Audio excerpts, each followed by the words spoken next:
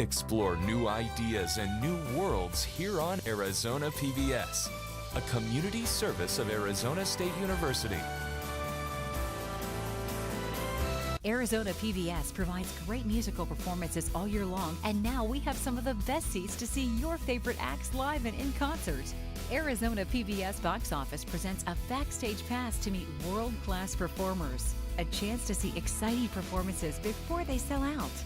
This month, Arizona PBS Box Office presents A Conversation with Linda Ronstadt, a big-screen multimedia journey through the life of Linda Ronstadt at Scottsdale Center for the Performing Arts, Thursday, April 26th. Coming up next on Arizona PBS, Life and World. Hi, Michael Crow here, President of ASU. Everyone should know that lifelong learning is going to be an essential ingredient to you and your family's success. I'm really proud that Arizona PBS and Arizona State University are working together in every possible way to make certain that you, through the PBS network here and our station here, can have access to all that you need to move your family forward in terms of gaining access to learning over your entire lifetime. No matter what your age, no matter where you are, no matter where you're sitting, no matter what you're doing, we are here for you, and we're really excited about that. Coming soon to Arizona PBS. They're a London team of forensic pathologists. I don't want this cutting them apart. But you do want them to have justice. And they help the police investigate murders. A gunman who's killed 4 people in 2 hours. But to solve these crimes, I need evidence, I need motive. they'll have to put their own lives on the line. I will do everything that I can to get the person who did this. Explains why this killing's so different. Today's the day to get away with murder. Silent Witness. Sunday night at 10 on Arizona PBS. Support for Arizona PBS comes from viewers like you and from Hospice of the Valley, medical, social, and spiritual care for patients nearing end of life, and support for their families. A not-for-profit community hospice, HOV.org. From the Cronkite Studios in downtown Phoenix, this is Cronkite News.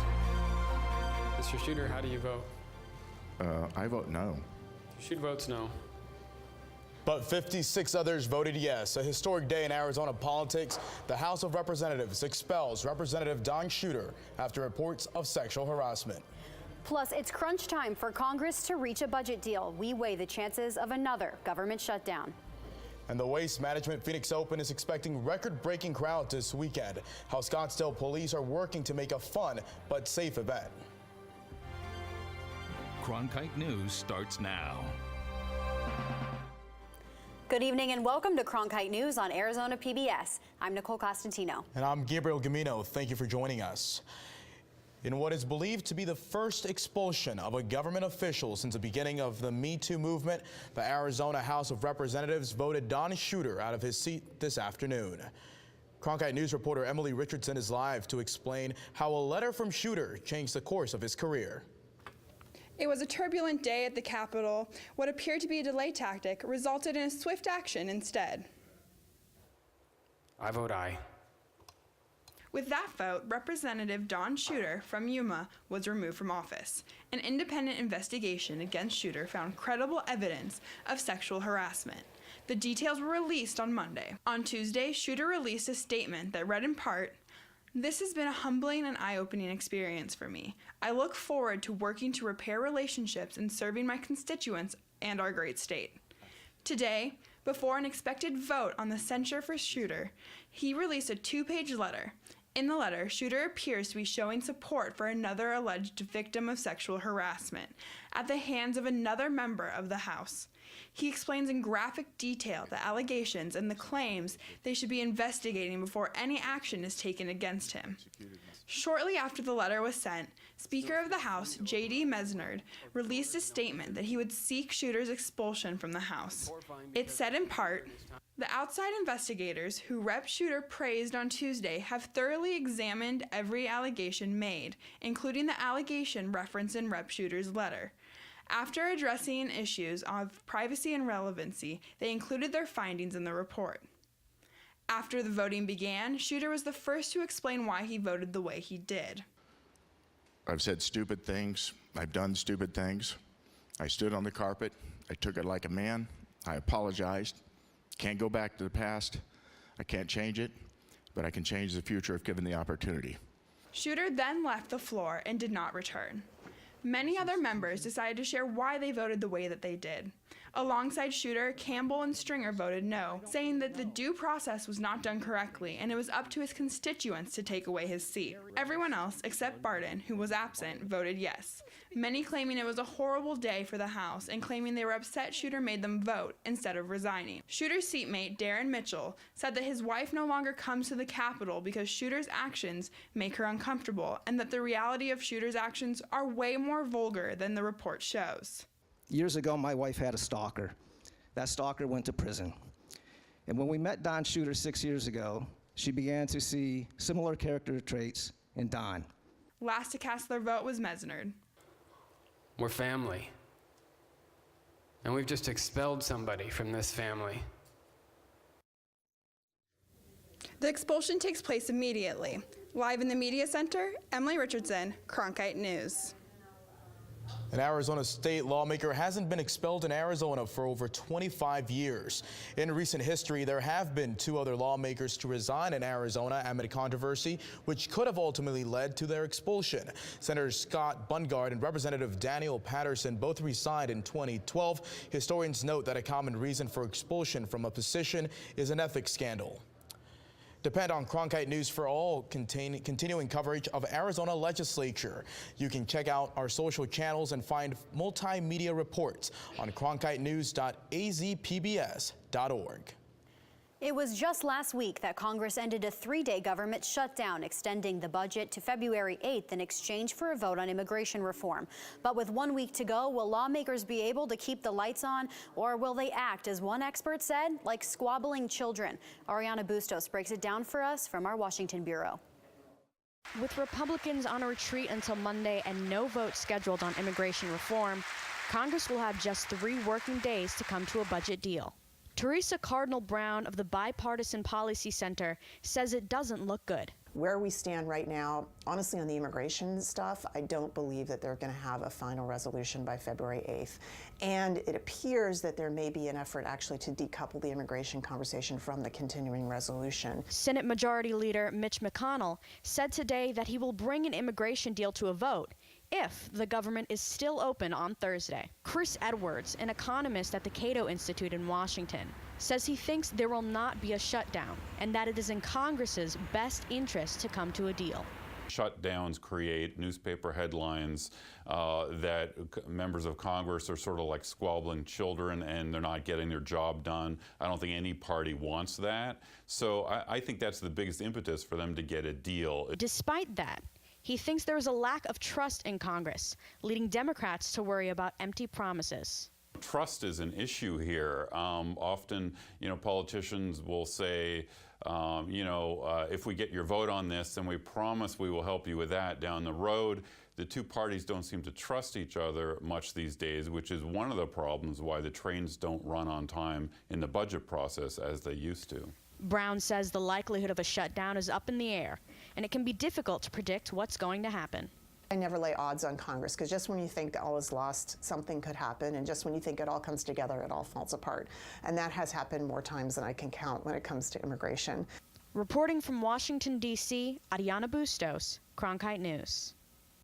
Even though Congress is not meeting, both of the experts we talked to said discussions are still going on between lawmakers and their staffs to try and work out a deal. President Trump is not blocking the release of a controversial memo written by Chairman Devin Nunes to the public. The memo says the FBI abused Foreign Intelligence Surveillance Act to obtain a FISA warrant on Trump's former campaign policy advisor. The House Intelligence Committee voted to release the memo earlier this week, and there have been mixed feelings among officials at the Capitol about the release. United States Senate candidate Joe Arpaio is planning on holding an event in Tennessee called Driving Liberals Crazy in March of this year.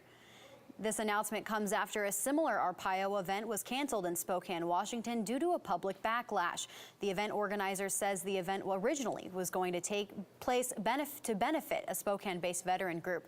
The event will now be a for-profit only event. Nearly 1,000 DACA recipients in our state currently work as teachers. That number will continue to rise as DACA college students studying education graduate and find jobs in Arizona, which is suffering from a teacher shortage. Cronkite News reporter Alexis Burdine spoke with a DACA recipient who's unsure if she will be able to fulfill her dream of becoming a teacher.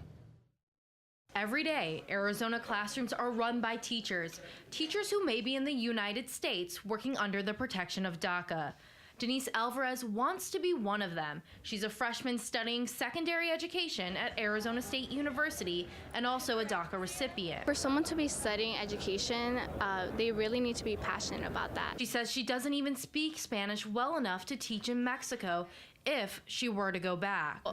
Why would you want us to leave if we are here to better the education in Arizona and even in the United States? Arizona is experiencing a serious teacher shortage, and the pattern doesn't seem to have a near end in sight. Data from a 2017 study by the Morrison Institute for Public Policy shows that Arizona is actually losing more teachers per year than it is producing through Bachelor of Education programs at its 3 state universities. Loss of DACA recipients studying to become teachers would make an even bigger dent in the number of educators willing to work in Arizona. According to data from the Migration Policy Institute, 3% of the almost 26,000 DACA recipients in Arizona are currently either majoring or working within an educational field. Economics professor Marjorie Baldwin acknowledges the number of DACA eligibles account for less than 0.5% of the overall workforce in the state.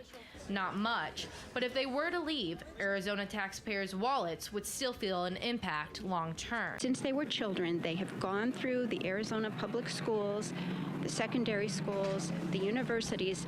So we, as taxpayers, have invested a lot in these students to train them. In Phoenix, Alexis Burdine, Cronkite News. The number of DACA-protected teachers is just a fraction of the nearly 60,000 certified educators in Arizona, but every single teacher matters, as many of them are leaving the profession or seeking education jobs in other states. Arizona is joining a long list of other states that have passed a law that shields people who call for help for an overdose victim, meaning if they were discovered with drugs, they won't be prosecuted. As Tyler Finger reports, some believe it will save lives, but others think it's a get-out-of-jail-free card. It's a life or death call. People shouldn't die over a bad decision. Jay Fleming is a former undercover narcotics investigator and has seen our nation's drug crisis firsthand. When I worked undercover, if you're doing drugs and something goes wrong, anything, you're not going to call police. I mean, they're the last people you want to see, especially in an overdose, because, everybody's got drugs that are theirs. That fear of prison means the person in need may not get the emergency help they need. I understand drug wars about arrests. The more arrests you get, the more money you get from the feds. But, that shouldn't even come into play when somebody's going to die. Governor Doug Ducey just signed a new law that would allow so-called Good Samaritans to call for help without the fear of arrest. Arizona joins a long list of other states who provide these protections. Now just 9 don't. It's important to push because I think it will save lives. It is very good because there is a crisis. There is an absolute opioid crisis. But not everyone is on board with this. Republican State Representative Eddie Farnsworth told the Associated Press it's a get-out-of-jail-free card. For Fleming, though, he's seen the reality that addiction is a struggle. Everybody thinks if you use heroin, you're a bad person. These people get addicted, and there's not much they can do. Now a simple phone call could save a life. At the state capitol, Tyler Finger, Cronkite News. The Good Samaritan law, along with other aspects of the Opioid Epidemic Act, will take effect in April. Scottsdale police are issuing stern warnings to golf fans at the Phoenix Open. Streaking, swimming, even loud heckling can lead to an arrest. Coming up on Cronkite News, we'll take a closer look at the security in place to keep the Waste Management Phoenix Open safe. Plus, some Southern Arizona military might will be flying high over the Super Bowl this weekend. We'll explain next. I'm Judy Woodruff, anchor and managing editor of the PBS NewsHour. The journalists of tomorrow face a fast-changing media landscape, but quality news remains vitally important to our communities, our country, and our world. At ASU's Walter Cronkite School of Journalism and Mass Communication, students learn solid, reliable reporting, holding the powerful accountable, and rebuilding the public's trust. The Cronkite School and Arizona PBS, preparing the next generation for a stronger future of journalism. As journalists at Cronkite News, we report on stories that matter to you by focusing on the local impact.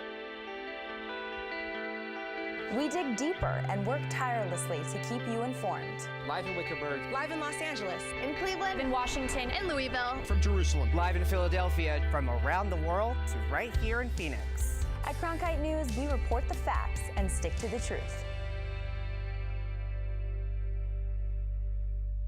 Millions of people die every year from drinking dirty water.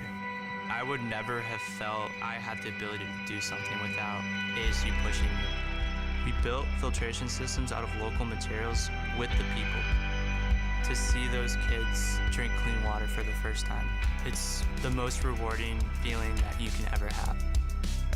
I went to ASU because I wanted to change the world. The thing I never would have expected is how the world would have changed me. The Waste Management Phoenix Open is annually the most attended event on the PGA Tour. And this year, officials expect to shatter yet another attendance record, with nearly 1 million people expected over the course of this week. Cronkite News reporter Tyler Paley is here to explain some of the safety measures authorities are taking this year. Tyler? Yeah, Nicole, it's all hands on deck for security at this year's Waste Management Phoenix Open. Authorities are looking to keep the peace, both on the ground and in the air. As the Waste Management Phoenix Open prepares for what could be a record-breaking crowd this weekend in Scottsdale, the challenge remains balancing a giant party with a golf tournament. And while tournament officials love the growing fan base, they remind partiers that there's still a sporting event going on. I think most people know that they're a golf tournament, and obviously they're going to have a party, they're going to have a good time, but obviously they have to be respectful of other fans that are here to play and to watch some great golf. To cut down on drunk driving, Scottsdale police are continuing their Know Your Limit initiative, offering free voluntary breathalyzer tests to everyone when they leave TPC Scottsdale. The person will walk up to the tent and say, hey, I'd like to take the test. They'll tell the officer what they think their level might be.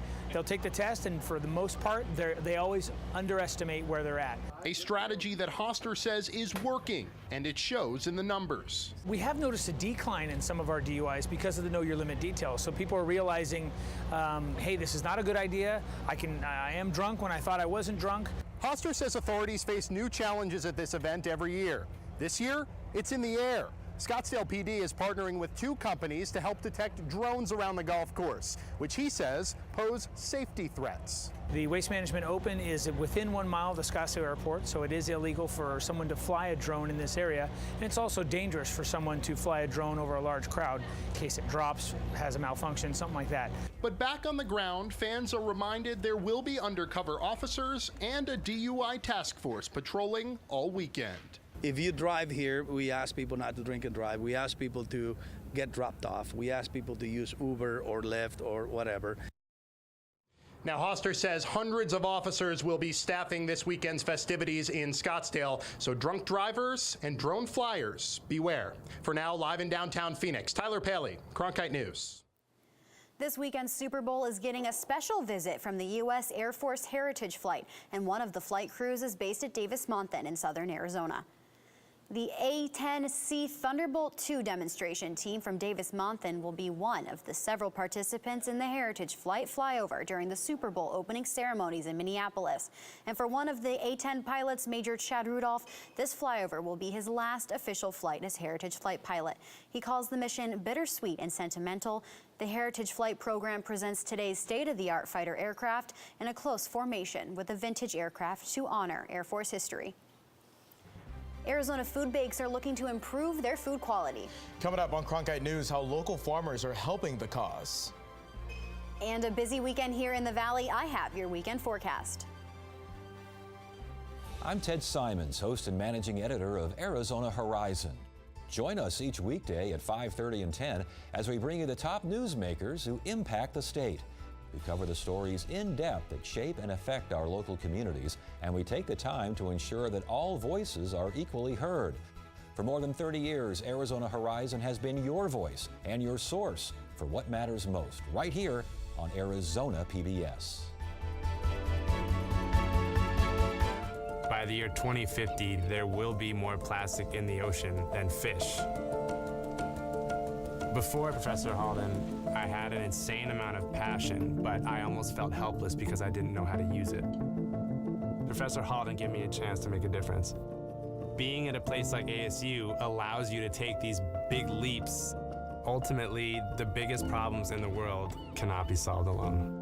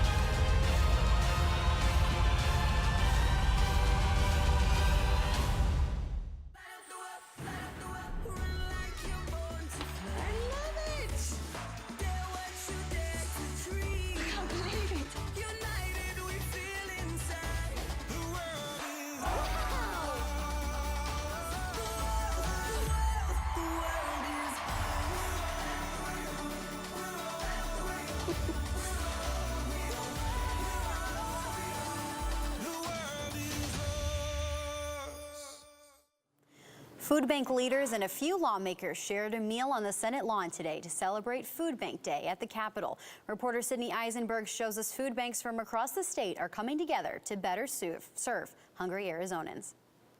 It was a working lunch outside of the Capitol today. Food bank leaders from across the state shared a lunch and ideas as to better serve their communities. A common issue discussed was finding ways to provide healthier meals, a change that could help more than the person receiving the meal. If they're eating more healthy, then you get better outcomes from a healthcare delivery standpoint, which lowers the cost to government. The goal is to better provide food for the community in which a food bank serves. Robert Ojeda, Chief Program Officer for the Community Food Bank of Southern Arizona, says that includes people from across the border. Everybody's welcomed at our facilities, and we just really feel like hunger is something that's so broad, and there's plenty for us to do. Senate Majority Leader Steve Yarbrough and Senator David Bradley attended the event to show their support for Arizona food banks. In Phoenix, Sydney Eisenberg, Cronkite News. According to Feeding America, 1 in 6 people and 1 in 4 children struggle with hunger here in Arizona. Reservations for the Havasu Pie campsite near the Grand Canyon went on sale this morning at 8 a.m. Every month is already booked for the rest of the season except for some days in February. On average, the cost per night is about $140 per person. Weekends and holidays cost an extra $18 per night, and there is a maximum of 3-night stay to accommodate all hikers who want to see the Havasu landmarks. Our weather has certainly been perfect for hiking all across the valley. Nicole is tracking the forecast for us. We're seeing above average temperatures for this time, but we're going to be sunny and dry all weekend. So remember to drink water and wear sunscreen with that as well. Let's see how we did today. 80 degrees as our high, just below that record of 83 with lows in the low 50s today. Let's go ahead and see. For if you're going to be traveling to the big game this weekend, it's not going to be as nice here. Actually, it's going to be pretty much worse. It's going to be 6 degrees in Minneapolis in case you have some travel plans. But back here in the valley for the big game on Sunday, it's going to be quite nice. 81 degrees for kickoff at about 4:30. Halftime, you want to watch Justin Timberlake, 73. And then when it's time to go home, it's going to be about 62 degrees. Let's look at your 7-day forecast. To start off our weekend, it's going to be nice with highs in the low 80s. And then on game day, 82 degrees. And then let's break out into your work week, and we're going to start seeing a rise back into those mid-80s. The 2018 Winter Olympics are just a week away. Coming up, the Cronkite News Los Angeles Bureau spoke with Korean Americans who are skeptical of North and South Korea uniting for the Olympics.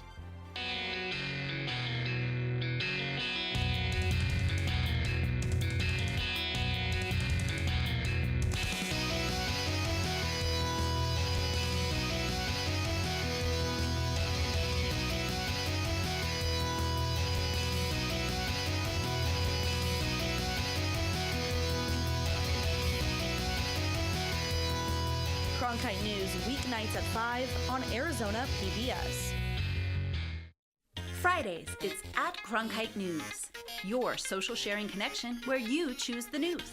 Facebook likes and shares, tweets, retweets, and favorites. YouTube views and subscriptions. We're watching you watch us.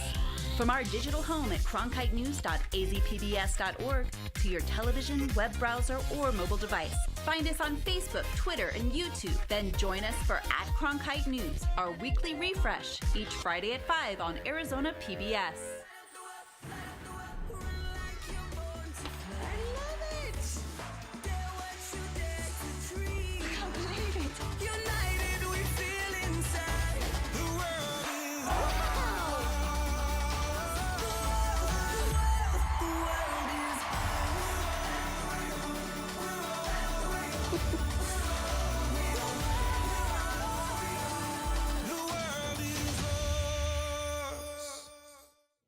The two rivals, North and South Korea, have decided to unite for the 2018 Winter Olympics, which start next week. Our Cronkite News Los Angeles bureau reporter Brooke DeGumbia went to Koreatown to check out the reaction. With the Pyeongchang Winter Olympics only a week away, reaction to the games can be found here in this Korean-American neighborhood. The last time both countries marched under one Korean unification flag was in the 2006 Winter Olympics. This resident is happy they will join again in 2018. It's a beautiful thing that they can come under one flag.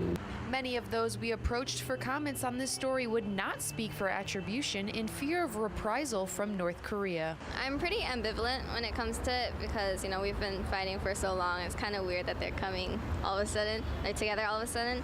Just 1 month before the Winter Games will start, the supreme leader of North Korea, Kim Jong-un, decided to send 22 of his athletes south. Some believe the leader is not being sincere. I believe that he still has some sort of trust in South Korea to, send his athletes down to South, but I don't think he really has a good intention behind it. It's thought that this is a stepping stone for the future, but others don't think it can ease tensions on the Korean front. Korea government, they try to make a good relationship between North Korea and South Korea.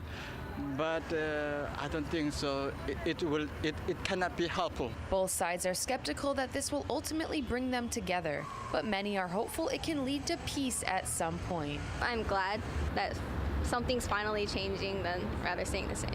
This community will be watching closely to see how the Olympics will unfold thousands of miles away. In Los Angeles, Brooke DeGumbia, Cronkite News. North and South Korea will also enter the games together as a joint women's hockey team, which will be the first team sport where they have competed together jointly under the name Korea. Cronkite News is proud to be the news division of Arizona PBS. Here's what's coming up on Arizona Horizon and PBS NewsHour.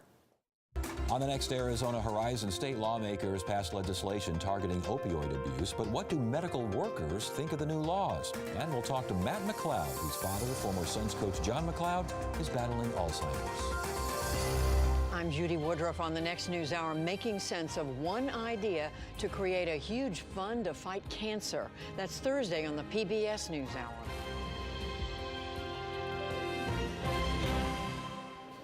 That's it for Cronkite News tonight. Thanks for joining us. For top Arizona stories anytime, go to cronkitenews.azpbs.org. That was good.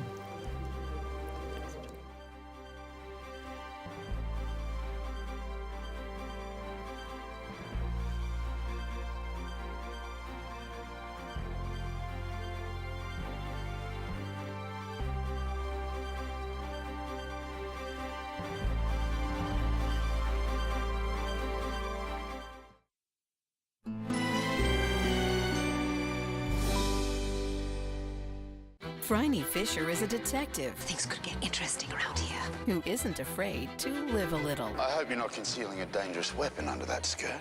I'm concealing a lot of things. The irresistible series, Miss Fisher's Murder Mysteries.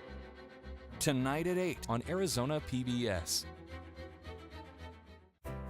Explore new ideas and new worlds here on Arizona PBS, a community service of Arizona State University. The The easiest and best way to support Arizona PBS is by becoming a sustaining member. Your monthly contribution of $5 or more comes directly from your bank account or credit card, so you know your membership is always current. It also means no more renewal notices in your mailbox. So more of your dollars go to the programs you love. It's convenient for you, greener for us, and better for the planet. Become a sustaining member today. Coming up next on Arizona PBS, Life and World. Hi, I'm Judy Woodruff, co-anchor of the PBS NewsHour. Preparing the next generation of journalists has never been more important than it is now. With its groundbreaking partnership with Arizona PBS, the Walter Cronkite School of Journalism and Mass Communication at ASU is revolutionizing journalism education to provide students with a real opportunity to work and learn under the supervision of veteran journalists, producers, directors, and editors on newscasts, investigative stories, and documentary productions. The Cronkite School and Arizona PBS, reinventing journalism education in the digital age. Coming soon to Arizona PBS. I loved Ken Burns' series on the Civil War. It was deeply impacting. I love history. To have those stories told through these letters, through stories of love and loss, it rewrote the book on how to tell its story. When television was invented, there were a lot of people who had dreams about what it could do. I think PBS still aspires for and often succeeds at reaching the highest ideals of what television could be. Tuesday night on Arizona PBS. Support for Arizona PBS comes from viewers like you and from The Herd Museum presents the 28th Annual World Championship Hoop Dance Competition on February 10th and 11th, featuring world-class native hoop dancers from the U.S. and Canada. More information at herd.org. Deanne Griebel, now with Moores & Cabot Investments, serving investors since 1890, proudly supports quality programming on 8 Arizona PBS, 480-725-9602.